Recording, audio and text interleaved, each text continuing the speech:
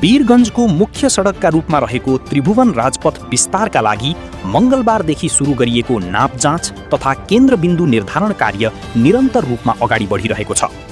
वीरगञ्ज महानगरपालिकाको समन्वयमा सडक डिभिजन कार्यालय हेटौडा, नापी कार्यालय पर्सा र जिल्ला प्रशासन कार्यालयको संयुक्त कार्यदलले सडकको आधिकारिक नक्सा अनुसार केन्द्रबिन्दु पहिचान गर्ने कार्यलाई तीव्रता दिएको हो।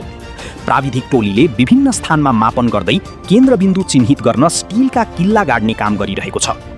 यसअघि सडक विस्तारको क्रममा केही संरचनाहरू हटाइए पनि केन्द्र भाग स्पष्ट नभएकाले स्थानीय बासिन्दामा अन्योलता देखिएको थियो। कहाँसम्म संरचना हटाउने भन्ने प्रश्नमा अब स्पष्टता आउने विश्वास गरिएको छ। केन्द्रबिन्दु निर्धारण भएसँगै सडकको दायाँ-बायाँ समान दूरी कायम गरी चौडाइ निर्धारण गर्न सहज हुने र विस्तार कार्य पारदर्शी तथा विवादरहित रूपमा अघि बढ्ने अपेक्षा गरिएको छ। सडक डिभिजन कार्यालय हेटौडाका इन्जिनियर भोला प्रसाद शाहका अनुसार नापजाँच कार्य नियमित रूपमा जारी रहनेछ र तोकिएको मापदण्ड अनुसार कार्यान्वयन गरिनेछ। यसैबीच कार्यदलले नापजाँचदेखि कार्यान्वयनसम्मका सम्पूर्ण चरणमा सहकार्य गर्दै सडक विस्तारलाई प्रभावकारी बनाउने जनाएको छ।